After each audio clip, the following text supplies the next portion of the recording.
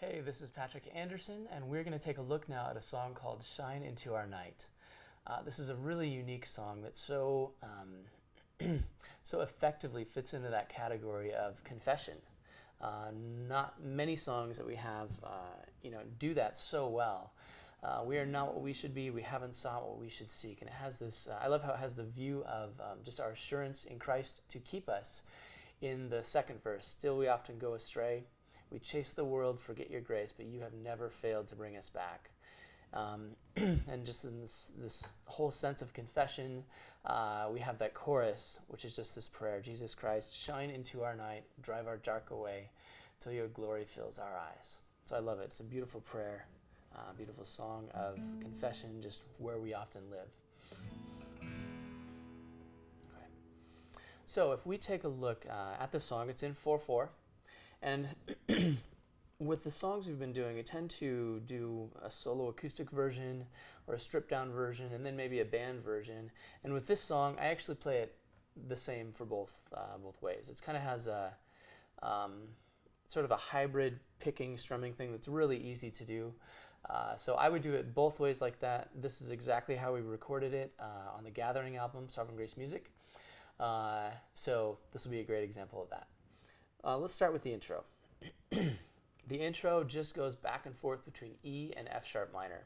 And I'm using this stock E shape right here. And the F sharp minor I'm doing is a really just great open voicing of F sharp minor that goes like this. And you just want this intro to just kind of, just sort of be open, kind of roll forward like this. And so this is the simplest, I think most effective voicing that you could do. Other options you could have, but I would do that F sharp minor instead of like the big bar chord, and that's just middle finger right here, ring finger, pinky, like that. So let me play through the intro for you. 1, 2, 1, 2, 3, 4.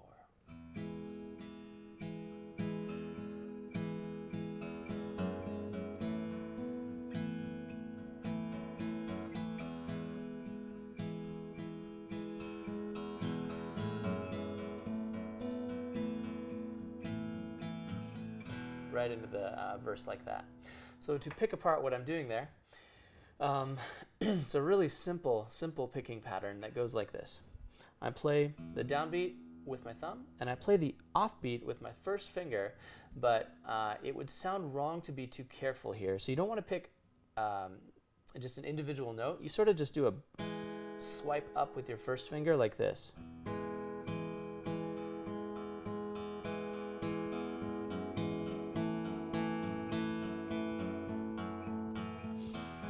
And 3 and 4 and 1 and 2 and 3 and 4, just like that.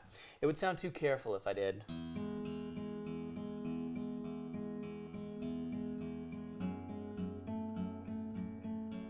So that's how I pick that intro.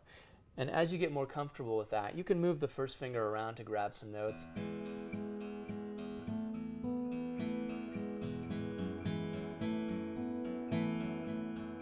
Not necessary, but you can do that if you feel like it adds to it. I wouldn't do probably too much, but that's the intro.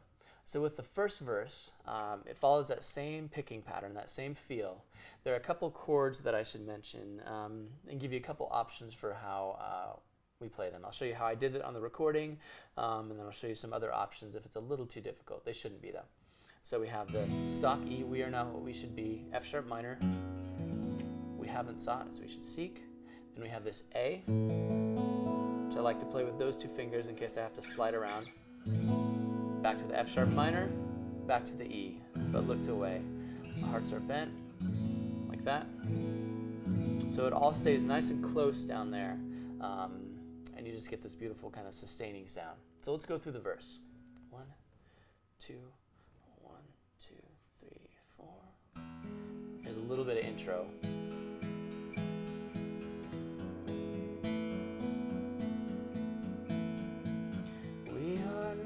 What we should be. F sharp minor, haven't sought. We've seen your glory, Lord. I'm playing the bass notes of the chords. E. So just Just follow my thumb on those chord changes. Our hearts are bent. Our finest F sharp minor. Now this A.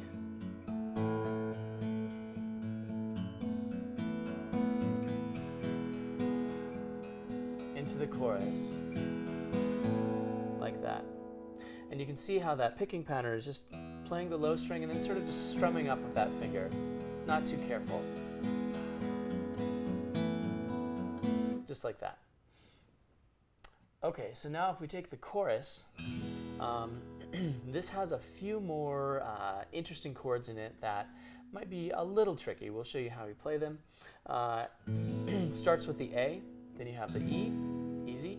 Then you have this A major 7 over C sharp, and that might stop you in your tracks and you'd be like, oh no, I can't play this chord. But what they're asking for, the letter on the left is the chord, letter on the right is the note in the bass. So they're asking basically for an A chord with a C sharp in the bass, but the numbers like a MAJ7, a major 7 is asking for the note that's a major 7th away from the A. So basically, if you don't know what that is or understand that, it's just asking for some extra color for that chord. If you do understand it, it's asking for an A with a major 7th over the note C sharp. That I tend to play like this. Little bit of a stretch with your pinky. Pinky is on the 5th string, 4th fret. And then I have this A root down here. Here's your stock A chord, A2 chord. If I drop this 3rd finger to the 1st fret like this, that actually gives you a really beautiful A major 7. So A major 7 over C sharp. A C sharp minor is a very close relative, and you might even argue it's a very similar chord. That's a great substitute if that's a little bit too much of a stretch for you. So you could do this A to E, the C sharp minor instead of the A major 7 over C sharp. Either one would work. I'm going to play it how we recorded it and how I tend to do it on Sunday mornings or in scenarios like that. Then you have the A, drive our dark away, and then you see that A major 7. If you remember me explaining that a moment ago, I would use this A shape,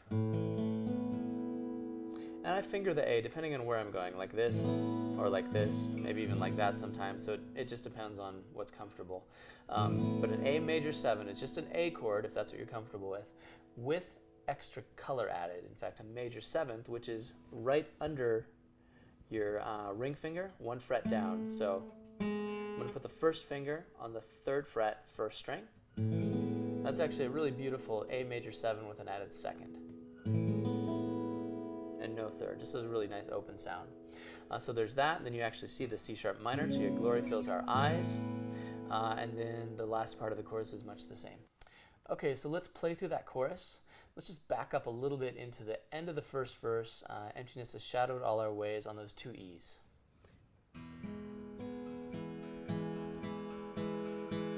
Jesus Christ. There's that A of C sharp. E, drive our dark away, A major 7, till your glory fills our eyes. Jesus Christ. Here's your E, A major 7 over C sharp. Bind us to your cross, A major 7, where we find life. Now you're back into the intro, that E and the F sharp minor, just like that. Great, so the 2nd verse is much like the 1st verse, nothing really different there.